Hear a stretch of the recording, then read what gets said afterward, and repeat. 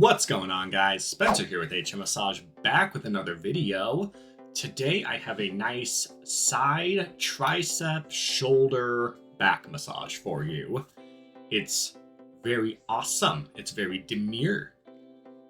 That is a TikTok trend going around that's been stuck in my head. But let's talk about the triceps, the shoulders, the back. We're going to be working all of this area. I'll have it highlighted, but it's going to be a lot of upper back, and then we're working laterally out to the side, because I think that the triceps, especially the triceps, tend to get overlooked. They also hurt. When it comes to the arm, thinking of biceps and triceps, yeah, biceps are cool. They're the show-off muscle. They look strong. But triceps are the working muscles. Those guys are doing the majority of the work when it comes to the arms. So they're important to massage and release. Seems I've jumped right into using knuckles at the tricep attachment to the delts. So I'm also working rear delt, but it is hitting a lot of those triceps. And the tricep has 3 heads. Tricep. So right now I'm just using the knuckles, and then I like this move a lot to where I can kind of cup the tricep with my hand and then just glide it up to the delt. This can burn a lot on a lot of people, so make sure. So right there, that's a really funny moment where when I was filming, I accidentally kicked the camera or the camera tripod and it fell forward, and yet it still maintained a pretty decent shot, a pretty decent angle. I cut there because I realized I had hit it, so I decided to change it and reorganize. But I thought that was really funny because I was able to, or rather I kicked it and it still had a nice angle. I just thought that was pretty funny. Anyway, into the actual massage. Warming up with knuckles. I know warm-ups always feel like they have to be palm Swedish effleurage, but I do a lot of warm-ups with my knuckles. Once you get pressure control down and you know exactly how hard you're pressing, it's totally fine to use your knuckles at the beginning. A little bit of petrissage before I go into this nice elbow hold at the rear delt. So I am specifically targeting the attachments of that lateral scapula, hitting the deltoids, hitting the lats, hitting lat's little helper, that's teres major, and then continuing with the shoulder, the deltoid work. I do this one a lot on a lot of clients, but I'm cupping under the front of their shoulder and then pulling it back. Everybody in today's society is way too rounded. That's you. You're too rounded. And I don't mean well-rounded as a person. I mean kyphotically forward flexed. Everybody, because of texting, driving, computers, myself included, we have our shoulders fall way too far forward. So this move, I just love doing it because it's going to create thoracic extension, opening up the chest, opening up the shoulders, and then I'll keep doing essentially a lifting petrissage. I'm lifting and squeezing the muscles, working the way down. But that whole goal was to just open up the front of the shoulders. Coming back in with some knuckles just to work trapezius down to the mid-back here. I'm also working a little bit of the erector spinae group, which is right along the spine. And anytime you see me putting the arm back up, anytime you see me doing that kind of flat palmar swishy move, you can quote me on that. Comment below if you like swishy move. And don't forget to like the video. But that is my transitioning. That's when I'm just making nice to an area that I feel like I just worked pretty well. That's just my nice transition move. working into my bread and butter. I did a short on this, but this is my bread and butter move.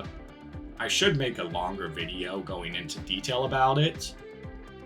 However, here it is. I hook my ulna up through the trapezius, and then as I flex my arm, my olecranon process becomes more pronounced, and it gives a very nice point to work deeper into traps, levator scapula, supraspinatus if you can find that fossa, and then even some of the neck muscles, splenius capitis and cervicis. All of those muscles can get targeted with this nice move. And I just hold, and then with my forearm, I am also stretching out my client's head. And then right there, I passed over the levator, and so we reset. I love this move. I think it's not only an excellent trigger point-esque, it's a deep tissue friction work, but it also creates a nice pin and stretch, and as shown here, I can follow down into the rhomboids and down into the erectors, and then all the way down. And into my swishy transition move, a little bit of effleurage mixed with a tiny bit of petrissage. Really making nice. Seems that I had the instinct to follow the erector spinae group all the way down to the low back. And we're actually going to do a little bit of low back work here as well. I don't often work across the body. However, this is a nice move I really like to do. It's a bit hard to see, and I changed the camera angle in a second, but I'm actually doing a Spock where I split my fingers and then run down the spine so that I'm hitting both sides at once. And then I'm doing some back and forth knuckle rocking. This is great to warm up the QL and the lower back muscles, but also the erector spinaeus, not the erector spinaeus, but also the SI joint, the sacroiliac joint. When someone says they have a lot of low back pain, they are always, it seems they're always talking about one of two areas. It's either the QL, slightly in the lumbar region, or it's their actual sacrum, their tailbone. So a lot of people, I have to go find what is hurting on them the most. And then of course, back to my swishy transition moves, and we can move on. Okay, I found a bit more footage, just a little bit more to show the bread and butter move and to really get the point across on one technique with the low back. And it's all about keeping my wrist relaxed. When you're using your forearms in a massage, there's no point in keeping your wrist uptight like that. Just make sure that wrist is relaxed and let the forearm and the elbow do the work. Otherwise, you're not really giving your arms a break. We transition here, and hook that all the way through. You have to always follow through. You don't want to be a halfway person. Can you meet me halfway? No. Serious. Anyway, that's what I wanted to show. This nice QL hold. I do this a lot on people if they have low back pain. A nice relaxed elbow. A nice relaxed forearm.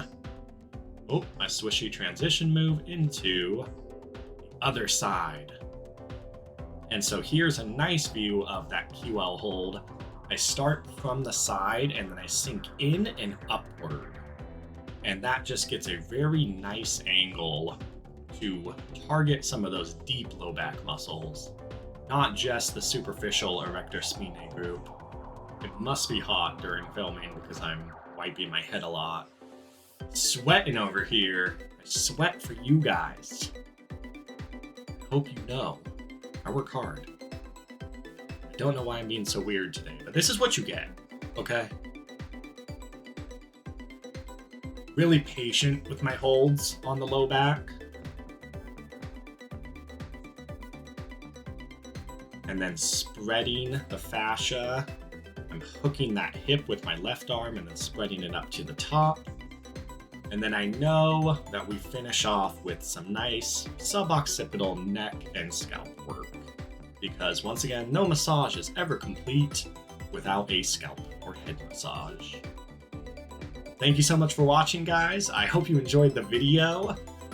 It was more fun. It was less scripted. Let me know if you like those type of videos or if you prefer a bit more planned out anatomical teaching videos, or why not both? I'm always looking for new ideas and things that you guys want to see. Otherwise, don't forget to give it a like if you liked it, subscribe to the channel for more content, and I will see you guys on the next video. I hope you have a great rest of your day.